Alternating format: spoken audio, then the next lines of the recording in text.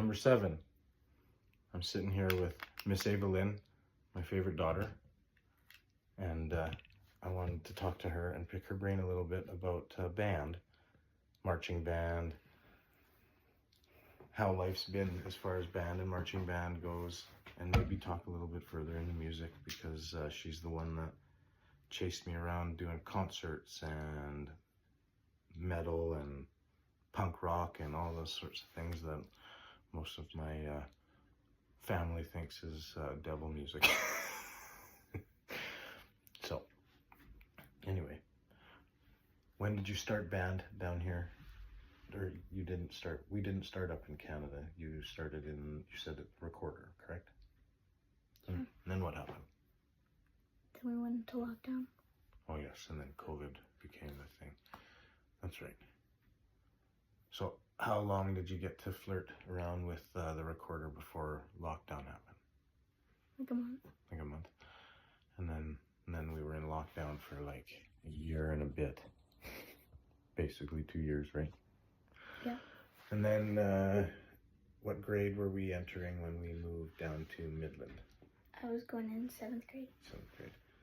And was band on your radar when we moved down here? Yes, it always has been. And how did it work when you got down here? What was your teacher's name? Miss Fraser. Miss Fraser. And? Mr. Connor. Mr. Connor, right. Okay. When I joined band, I think we were lucky. We got lucky, if I remember correctly, but my memory's in my mid-30s right now. So Late 30s.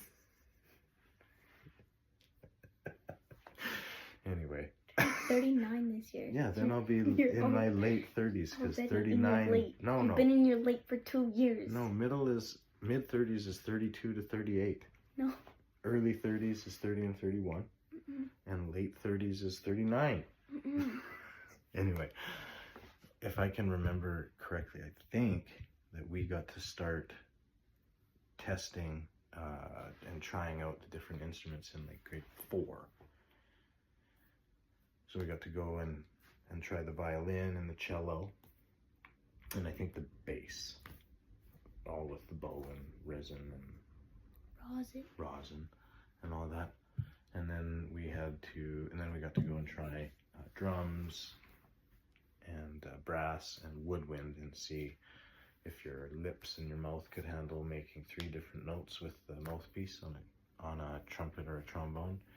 And if not, then we had to see if you could handle the woodwind of a clarinet or a flute, or the drums. You had to be able to do a roll. And I was fortunate enough to be a woodwinder. How did it work down here with Miss Fraser? And she asked me what instrument I wanted to play, and then set me up with different mouthpieces for the clarinet, the saxophone, and the trumpet. What was your hopeful one that you were shooting for? The saxophone. Okay. But she basically said that I sucked at the other 2, so she put me on the clarinet. That's fair. And are you still interested in the saxophone? Not really. Not really? You're wanting to be a clarinet expert? Yes. That's fair. And so what sort of tests, like Mike, Mr. Townsend, when I was younger, he had us, and you had to try and hit 3 notes with the trumpet piece, and I could only get 2. What did they have to, how did you do it? I just had to be able to make a sound. And you could? No? And then, so clarinet became her instrument, and when we first moved, we were on our way out of Grand Prairie, literally, and I had my old clarinet was in the truck, and we were just trying to get rid of as many things as we could so we could come down here and just basically start anew and try to have some walking around cash for our drive and whatnot. So we literally left our house, said goodbye to everybody, drove out of our block, and made a trip out of our way to Long and McQuaid on our way down the highway, and sold my clarinet on the way out. Hindsight's 2020, but goodness. When we got down here and she came home guess what? I need to buy a clarinet. And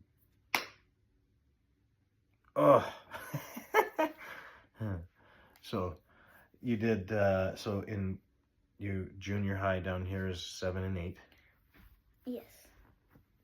What? When they build the new high schools, they're gonna make the freshman schools true middle schools. That's what we talked about today. So it'll be 7, 8, and 9. 6, 7, and 8. Oh, 6, 7, and 8. So, and then the new high school will be all of them, and they won't be a freshman school. Mhm. So I think that they shifted back to that way. Grandma and Grandpa went to high school, I believe it was 9, 10, 11, 12.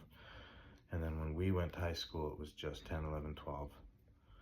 So it's the same way down here. Freshman, she's in freshman school, grade 9. But you were in A-Bell. You did 2 years of band, and Miss Fraser was, and Mr. Connor. and Mr. Connor were your band teachers.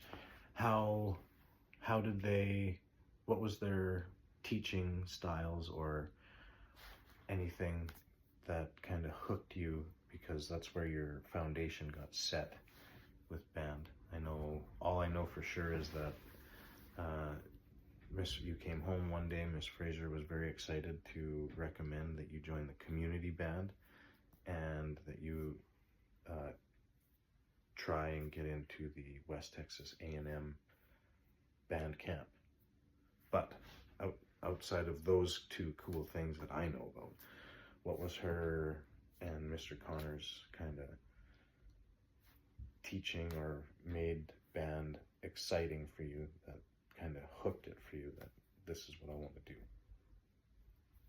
My first winter concert was what really set it in. Mm-hmm. But just the way that they were very hands-on with how they taught us Mm-hmm. was what hooked me, I guess. Okay.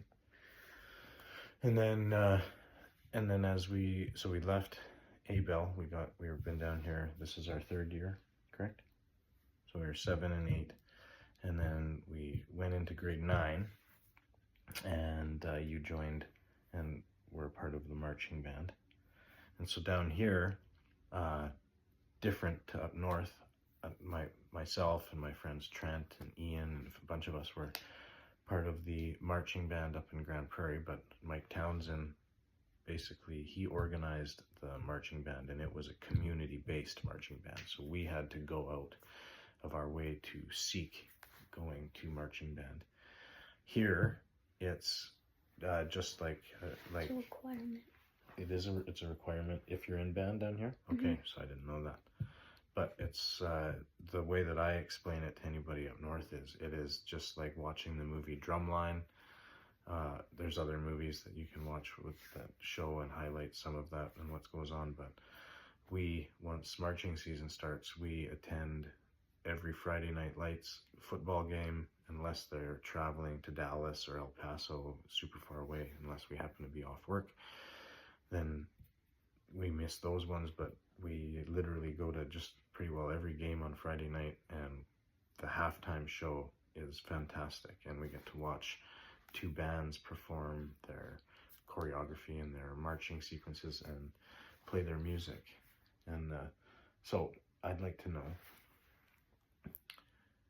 what you love about the marching season, and maybe what you don't look forward to with the marching season. The work is going to be really strenuous. Mm-hmm. We're going to get yelled at a lot. It's going to be really hot. Hot just because of where we live and the temperatures, but when we drop you off fairly early, do you do practice? No, you guys did. So yeah, hot, that makes sense. I guess I should reiterate.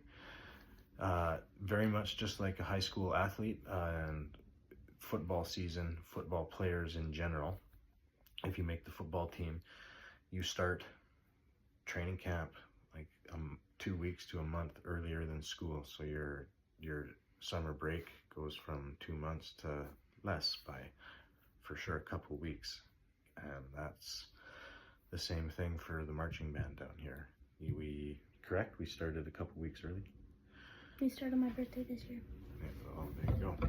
So we would drop her off at like, just like it was regular school day, like 7:30 in the morning. And do you guys then practice outside all morning? No, we didn't practice outside at all because of the heat wave. It was too hot. Okay. So weather pendant, and then if you are not inside or not outside, are you in the gym doing your choreography in the gym, or where do you? Yeah, we go to both gyms. We go to the big gym for learning how to march and all of our workouts, and then we go to the small gym for choreography and stuff. Okay. But it's divided for brass and woodwinds. Oh, so you And then learn percussion does their own thing. so you learn your parts separately, and then you mash them together when you get on the field? Yeah. Oh, that's interesting. Nice. I like that. Okay. That's wild. If I remember right, again, mid-30s, we Mike used to pace the gym out, and if we couldn't be on a full football field, he would pace the gym out in different steps, so we would have to adjust our footing and compress everything to fit inside the gymnasium. And we would learn how to do it in this big or a full football field, but that's how we used to do it. So that's not, your guys' band is much too big to be doing that. With marching band, with us up north, we would learn parade marches, and then we would learn choreography. And if I am not mistaken, y'all's marching band down here is just strictly halftime show on a football field, correct? Yeah. We do the one parade though. You do. Just the homecoming parade. And then do you march side by each and play music in that parade? Yeah. With the middle school. With Yes. Abel Okay. and Elmo. Nice. With marching band down here, outside of traveling with the high school, is there competitive deals, competitions that you guys can enter into that can have your marching band travel outside of Texas? Yeah. How far do you know? Well, no, because in previous years the band's gone all the way to Seattle to the Macy's Day Parade. Holy. Basically no limit, I guess. No limit. Has there ever been a band that travels overseas and goes to, I don't know why they were called that, we would have to look it up, but they were called like a marching band tattoo, and that's literally what they were called, but it was a marching band competition where marching bands from around the world would show up, and we would just do our choreography in front of marching band judges. I don't know. No? So then, how long does the marching season last, generally speaking? Obviously, competitions pendant, because you could probably go a little bit longer if you... Until football ends, so whenever the team loses. Is there room or potential for your band to continue past the football season if you guys go to a competition and win anything, though? No. Okay. And so then, how hard is it shifting out of that into concert band headspace to learn? Because, again, who is the band director for marching band? Mr. Dion. Mr. Dion. And he teaches the music and deals with the choreography, or do you guys have a few people that help with all of it? And he's the main director. Since we have 4 band directors, Mr. Dion just teaches us, like, he's the one that screams on the podium. Mm-hmm. Like, he's the main guy. Yeah. But then in the competition... Well, he's not the director, the drum majors are. That's right. That's what I was going to say. He's usually up in the press box. Yeah. And then the drum majors, that makes sense. Okay. So then, shifting out of Mr. Dion, who is your band director come concert season? Miss Medine. Miss Medine. And she deals with the choreography and the color guard and everything. For marching season. Mm-hmm. Okay, so you are interacting with her as well. Mm-hmm. That makes more sense. So that's probably makes transitioning out of marching season into band concert season a little bit easier because they already have some relations with you. Yes. Have you noticed any difference in teaching styles that makes it a slight adjustment from going from Miss Fraser to Mr. Dion to Miss Madine? Was there any transitional period that was like, wow, this person teaches way different than that person? I know for me, I had Mr. Townsend in elementary, and then we had Mr. Peters in junior high school. And very much the same, but very, very different teaching methods. They're honestly all similar. Similar? That's fair. And so then, what has been the biggest difference for learning music from concert comparatively to marching band? Is the music tougher, or Yes. yes, for concert? Mhm. Simply because you have to memorize the music for marching? There's more technique and articulation, or I guess less articulation for concert season, because the music is way harder. But for marching season, you'd have to memorize a whole piece in less than a week, and a whole part of the show. And then, so then concert season is end of football season to the end of the year. Yeah. And then you also, your junior high teacher recommended Evelyn to be part of the community band. So that is where my knowledge of marching band is that was a very community-driven band. But who is your band instructor with the community band? Mr. Swales. Mr. Swales. So, what's the difference in music from community to, because the community band is structured as a concert band as well, correct? Yeah. What's the difference musically from community to high school band? Are they similar in like musical strength, toughness, or are they fairly lax comparatively in the... Because it was originally just made for adults, all of the music that we play is most like professional music. Okay. I do know that because of the people that are in the community band and where they all land in their teaching and volunteer their time in the summers, they get music from Midland High, Abel, West Texas A&M, and I can't remember, there's one other one, but they get music from all over the place, or they have the ability to get music from all over the place. Well, that's awesome. And do you feel like you're wanting to, because of your teachers and whatnot, are you hoping to pursue music, clarinet, or something within the music genre into your after high school programs? Yes. Do you have your eyes set one way or another where you're hoping to land? It's not definitive. Not definitive, not yet. Well, I like that. I love that.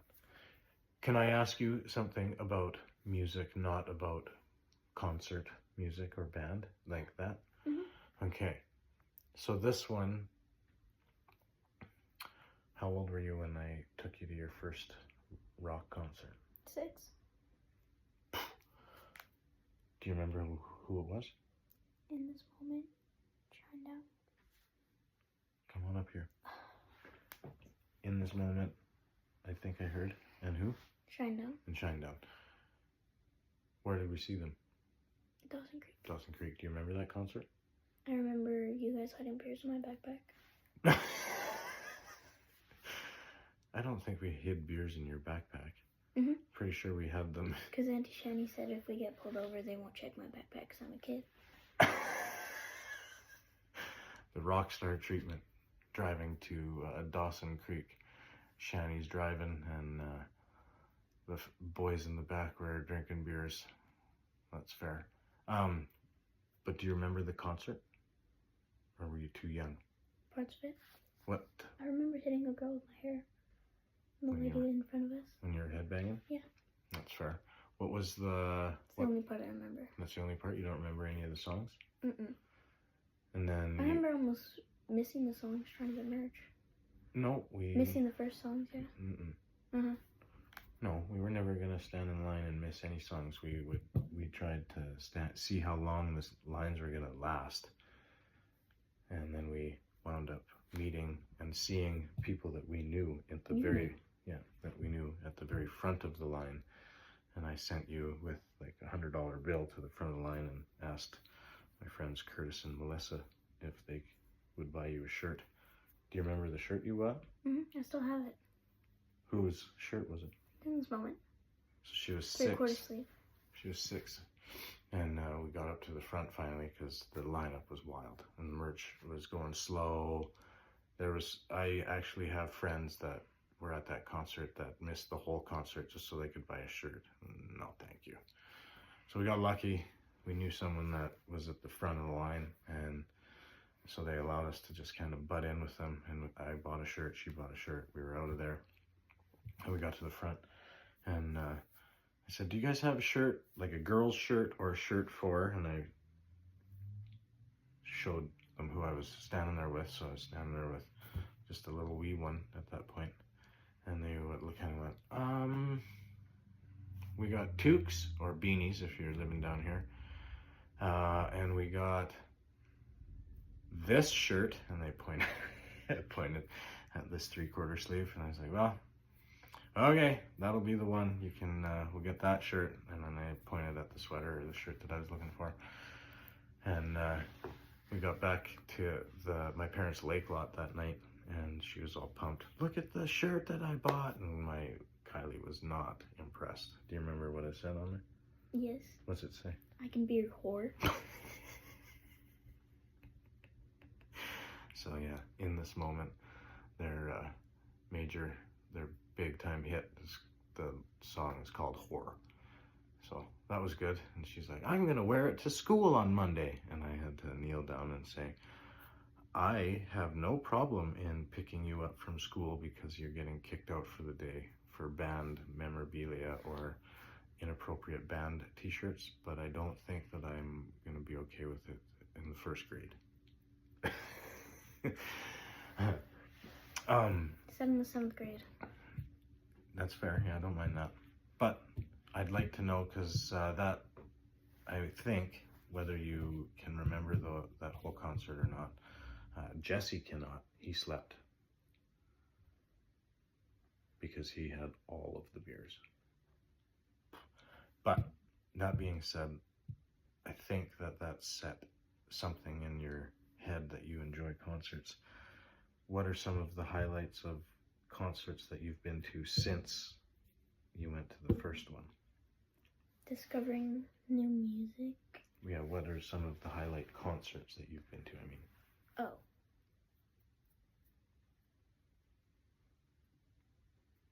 We went back to Dawson Creek literally 18 months later and seen Shinedown again.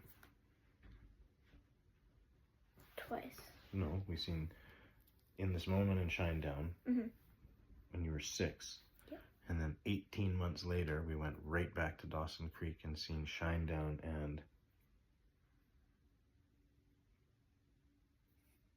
Papa Roach with Cash and Kylie, and everybody stayed awake and had fun, and the show was awesome.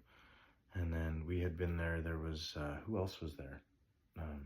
Asking Alexandria was there, and oh goodness, we seen 2 bands that were pretty good. Asking Alexandria, I remember, and I can't remember the other one. And then Papa Roach came on, and because Papa Roach is so big and Shinedown is big, they both played. Shinedown played for 2 hours. Papa Roach played for an hour and a half. So we had seen 2 half-an-hour to 45-minute sets, and then we had seen Papa Roach play for an hour and a half. And obviously, in between each band, they gotta rip the stage down and put the new banners up and whatnot. So we'd been there for like, as well as driving to Dawson and standing in line, we'd been there for like 3 or 4 hours, it felt like. And so both kids were like, we're just gonna sit down and kind of watch the concert when Shinedown comes out. And so we looked at these 2 as Shinedown came on there. Slept through the whole concert. Pyrotechnics, explosions, fire, everything. Couldn't budge him. We tried waking him up for Cut the Cord. I think Ava maybe kind of come to, like, cut the cord. Anyway, tell me some other concerts that you've gone to since you fell in love with music that are kind of a highlight. The Beartooth concert. Now you're wearing the Beartooth shirt. Who did we go see Beartooth with? Darcy. Oh yeah, Darcy. Where did we see them? Austin. I've never been to Austin. Yes, we have. I've never been to Austin. I've yet to be to the capital. We went to see him in San Antonio. Oh. Still 4 hours away. But do you remember who opened for them? No, there was like 4 bands. Yeah, there was a lot. Beartooth, the one that I do remember was The Plot in You. Mm-hmm. They were really good. What other concerts have been a pretty wild highlight for you? Oh, we went to Beartooth, so it was supposed to be this one and me and Kylie Ray. And my parents surprised us, and they flew in and told us the date, and that concert was going to be a straight in conflict. So no problem. I have a buddy down here that loves concerts, so it's just a phone call, and he's like, yeah, no problem. So Darcy jumps in with us. We go, and I am just headbanging and dancing around, and this one dude, me and him become like best buddies, sitting there headbanging and dancing and yelling lyrics at one another. And he looks over at Ava and goes, "Is she with you?" I said, "Yes, sir, she is." And he just kind of taps her on the shoulder and goes, and her eyes get all big, and she just looks at me, and I looked at this other dude and said, "Let's do it." And him and I just went and chucked her up, and all we could see is eyeballs about this big, because all of a sudden she was crowd surfing and had no control. What'd you think of crowd surfing? It was okay. I felt weird. Why? Because there's a lot of people touching me. Yeah, well, that's the part that's weird. What else happened when you're crowd surfing? I kicked a lady in the face. Them's the breaks sometimes when you're... Like I fell and my shoe scraped her whole face. Well, that happens as long as she didn't let you fall on the ground. And my shoes were still new, so they were very rock solid. Tell me a couple more concerts that kind of are right here, and maybe right here, that you've fallen in love with. MXPX. We just went to MXPX with Uncle Ib and his boys in Dallas, and I've seen them. I think that was my 4th time I've seen them. What was your 5th? Or my 5th, I can't remember, but they're my favorite punk band. I tattooed them on my shin. Last time that I seen them, Kylie surprised me on their 20th anniversary in Calgary, and we seen them in this stinky old bar in the basement, and they played any song and every song you could think of, inclusive of one that we danced to at our wedding, because it's an acoustic song. And so this time around, she was super excited. Like, I want them to play that song again, and I'll be so happy. And we went and seen them in the House of Blues. And the House of Blues, they put this many people in there in a space that's built for this many people. And it was rough and rowdy and awesome for everybody except for she is not a fan of that sort of thing. Any other ones that I'm blanking right now. you're blanking? I've taken this one to In This Moment twice. Who else played within this moment the second time you've seen them? Slipknot. Ooh. Yeah, we went and seen Knotfest. That was our final concert before we left Canada. Slipknot, In This Moment, Wage War. Wage War. Ginger can go. Because Ginger couldn't make it, yeah, because the Ukraine war. We took them to Justin Timberlake, Johnny Reid up in Canada, and then MXPX. We've been to a lot, though. I can't count them all. It's fair. I did. I used to keep count. What made you fall in love with seeing music live? It's an experience you'll remember. Except for you're blanking right now. Well, I got a shirt at everywhere we went, so. Yeah. I agree with that.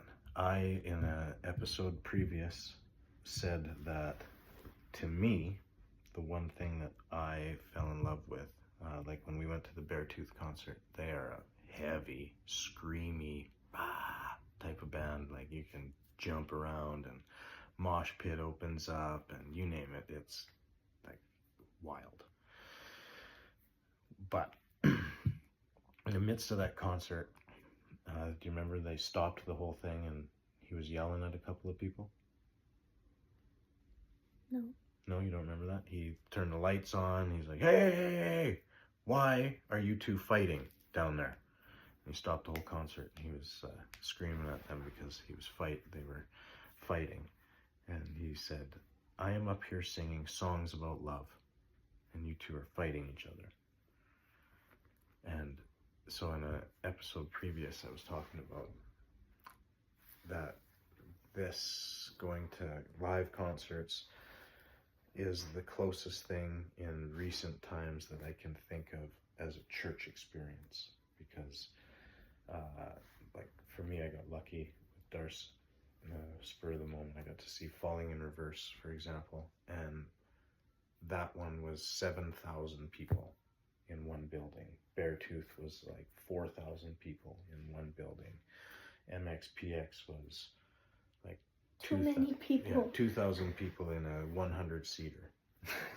But in every single instance, Slipknot, when we went and seen Slipknot, in this moment, each time that we've seen them, they sing their main songs, or the songs that everybody fell in love with, and there is that many people screaming at the top of their lungs for the same reason that you are, because you fell in love with something lyrically, emotionally, musically, doesn't matter, a mixture of all of it. But you're in a building and there's some people like yourself who are musically talented and learning music, and there's some people that, like Darcy, who's just he knows how to play cards, but he doesn't know how to play an instrument. But we're all just screaming the same music at the same time all together, and it just puts hairs just stand up on the back of your neck and you feel butterflies. I don't know, does that happen to you? No. No? Well, I hope it does next time we go to a concert, because we have a pretty wild summer coming up, I think. Tell them what you might be getting into this summer.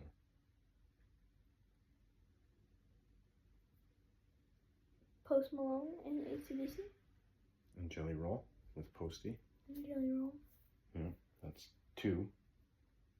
And then the We Were Young Festival.